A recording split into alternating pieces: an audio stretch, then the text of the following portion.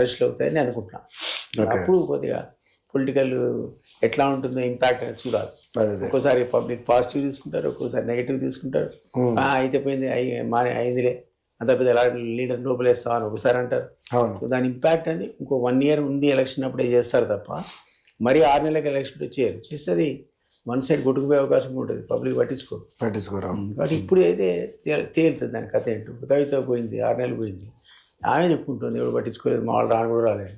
ఇవి అందరూ మర్చిపోయారు. ఇంకా టైం గ్యాప్ ఉంటే ఇమ్మీడియట్ ఎలక్షన్ ఏం లేకపోతే దాని ఇంపాక్ట్ ఉండదు. టైం గ్యాప్ ఎక్కువ ఉండి అదే తక్కువ ఉంది 6 months లో 4 నెలలు 6 months ఏముంది, ఆ 3 నెలలు జైల్లో ఇది ఎవరు దాని ఇంపాక్ట్ ఎలక్షన్ మీద పడదు. జార్జ్ ఫెర్నాండెస్ ఒక మహానేత దాదాపుగా 1 year జైల్లో ఉన్నాడు.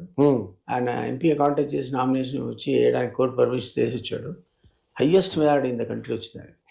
ఒక్కడి కలవలేదు, నమస్కారం పెట్టి కూర్చున్నాడు, జైల్లో కూర్చొని ఇచ్చాడు. మరి Ramvilas Paswan even with highest majority Janata Dal period చెప్తున్నాడు. సో ఈ టాప్ లీడర్స్ అంతా కూడా జైలుకి పోతే అప్పుడు ఆ జనతాలు ఏ మార్జిన్స్ ఎట్లా గెలిచారు, స్టాల్ బెట్స్ సరే అందరు ఇంటెలెక్చువల్స్ కూడా తన్నుకొని వచ్చారు, అది కొలాప్స్ అయిపోయింది. మళ్ళీ ఇందిరాంది గతంలో ఒకటి ఎక్కువ మేడ గెలిచింది, అది వేరే విషయం. మరి ఆ కరప్షన్ ఏమైంది, ఆమె ఎమర్జెన్సీ ఏమైంది మర్చిపోతారు పబ్లిక్. అయ్యో పాపం ఇందిరమ్మని అరేంజ్ చేశారు అన్నారు, గోవింద కథ. అవును, ఎందుకంటే 60 ఏళ్లలో వీళ్ళు అవినీతి ఎక్కువ చేశారు, ఆ స్కామ్ ఈ స్కామ్ తర్వాత జస్ట్ ఇప్పుడు కాంగ్రెస్ కూడా వాళ్ళకంటే వీళ్ళే ఎక్కువ అవినీతి పనులు అంటున్నారు పబ్లిక్.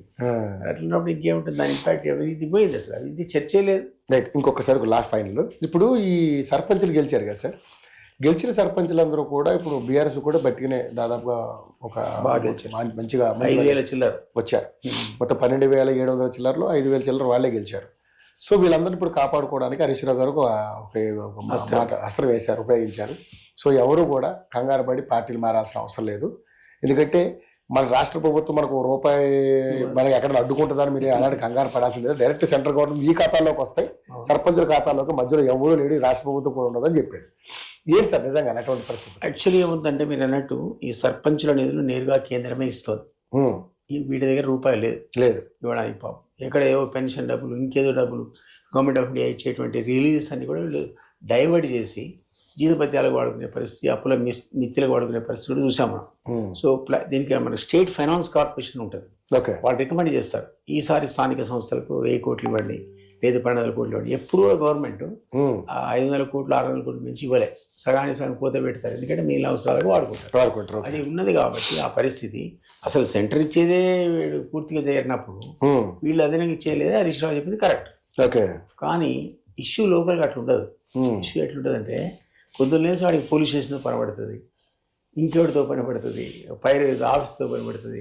ఒక ఫోన్ చేస్తే నేను కాంగ్రెస్ సర్పంచ్ మారుతున్నా అన్న దానికోను నేను వెళ్ళిపోయాడైనా దీంట్లో ఇంకో పార్టీ బీఆర్ఎస్ అట్లా అంటే వింటాడా, పోలీసు వాడు వినడు, ఎవడు వినడు, ఆఫీసర్ కూడా. కాబట్టి అది ఈ వచ్చే డబ్బుల కంటే వాడికి అది ఇంపార్టెంట్. లోకల్ ఇన్ఫ్లుయెన్స్ అనేది చాలా పనిచేస్తుంది. కాబట్టి వాళ్ళంత ఈజీగా వేరే పార్టీలకు వస్తారనే దానికి నేతలు కేంద్రం ఇచ్చినా రాష్ట్రం ఇచ్చినా వీళ్ళు పార్టీ మారడం అనేది అంత ఈజీ కాదు. బట్ బీఫార్లతో గెలిచేటువంటి ఎంపీటీ జెడ్పీటీసీలు ఈసారి అలా జంప్ చేయాలని ఉండడానికి వీల్లేదు. ఎందుకంటే మొన్న ఎమ్మెల్యేది గొడవ సుప్రీంకోర్టు డైరెక్ట్ ఆల్రెడీ 5 సర్టిఫికేట్ ఇచ్చాడు, ఇంకొకరికి పోయి ఇవ్వాలి. ఇంత గందరగోళం ఉంది. కాబట్టి ఇప్పుడు ఆ జంప్ చేయాలని అంత ఈజీ కాదు. జెడ్పీటీసీని ఎంపీటీసీని హరీష్ రావు ప్రొటెక్ట్ చేసుకోగలుగుతాడు, కానీ సర్పంచ్